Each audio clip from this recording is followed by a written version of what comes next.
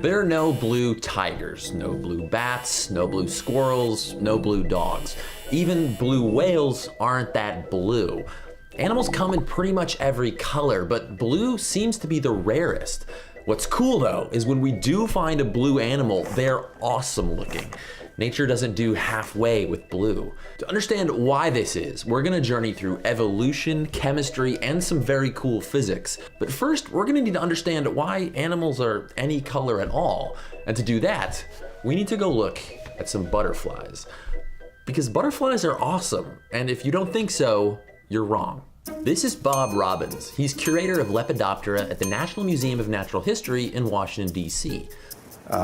Butterflies are awesome. Make no mistake about it. They're a group of moths that evolved to be active during the day. And if you're active during the day, that means that you have an advantage. You can use light to communicate. You probably realize this, but out of all insects, butterflies display the brightest and most detailed patterns. And there's a good reason for that. The colors in butterfly wings deliver messages like, I'm toxic, or I'm a male and this is my territory. But not all butterfly colors are created equal. If we zoom way in on a butterfly wing, we see the colors come from tiny scales. It's actually how moths and butterflies get their scientific name. Oranges, reds, yellows, browns, those scales all contain pigments, organic molecules that absorb every color except what we see. Black scales absorb all colors. Animals from butterflies to birds to you and me don't make these pigments from scratch. They're made from ingredients in our diet. You might know this thanks to flamingos. They're born gray, but turn pink thanks to pigments called carotenoids in crustaceans they eat. So when it comes to these colors, you are what you eat. But not so for blue. Blue is different. If you move the camera, if you can see that the color changes as you move the camera. It does. It's like a hologram thing. Yeah.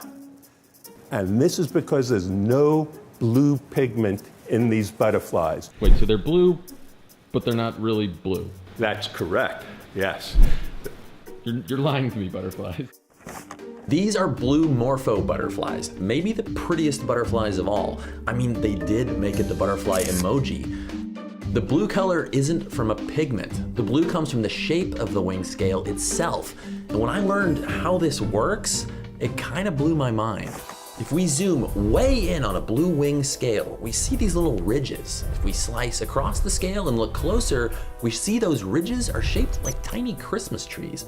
The arrangement of branches is what gives morpho wings their blue color. When light comes in, some bounces off the top surface, but some light passes into the layer and reflects off the bottom surface. For most colors of light, waves reflecting from the top and bottom will be out of phase. They'll be canceled out, and that light is removed. But blue light has just the right wavelength. The reflected light waves are in sync, and that color makes it to our eye. This hall of mirrors only lets blue light escape. There's even a pigment at the base that absorbs stray red and green light to make the blue even more pure. That's how we get this awesome iridescent blue, the microscopic structure of the wing itself. All of this happens because of the way light bends when it moves from air into another material. So if we fill all those tiny gaps with something other than air, like alcohol, the blue disappears. Technically, this changes the index of refraction, but in plain English, that means blue light is no longer bent the right way. The microscopic light filter is broken until the alcohol evaporates and the color returns. But these butterflies live in the rainforest. You'd think they'd lose their color anytime they got wet, right? Well, watch this. These wing scales are made of a material that's naturally water resistant. They stay blue in any weather. So what about this blue jay feather? If we look through it, the color completely disappears. No blue pigment.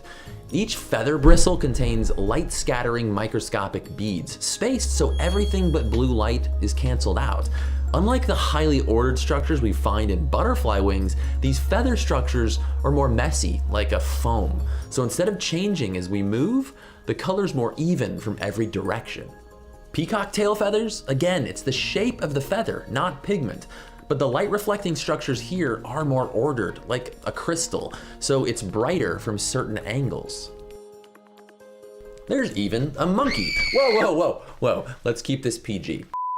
Even that color is made by the adding and subtracting of light waves thanks to structures in the skin. And yes, even your blue eyes are colored by structures, not pigments. Outside of the ocean, almost exclusively, the bluest living things make their colors with microscopic structures, and each one's a little different. No vertebrate, not a single bird or mammal or reptile that we know of, makes a blue pigment on its body.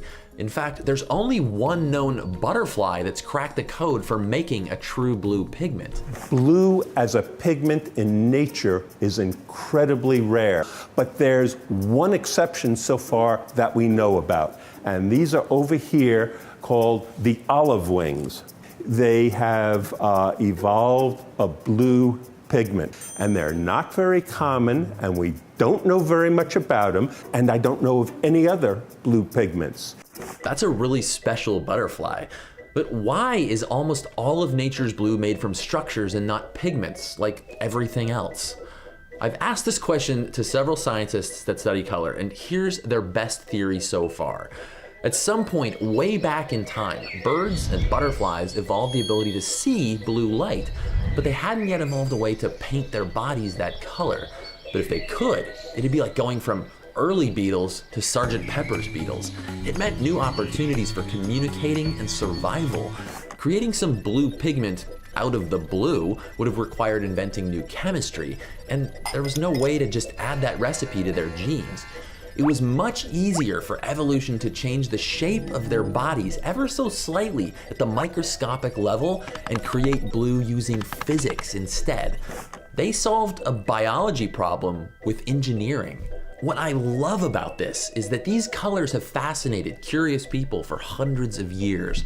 After looking at peacock feathers through one of the first microscopes back in the 1600s, Robert Hooke wrote, "These colors are onely fantastical ones."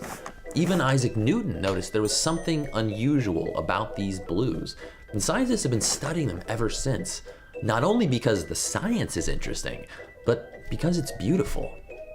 Thanks for watching, and stay curious. Okay. All right, so you think you have a worse joke than me? Oh, without any question. I've been doing this a long time. Okay. So there was a dance, and the butterfly wasn't there. How come? There was a dance, but the butterfly wasn't there. Yeah, it was a mothball.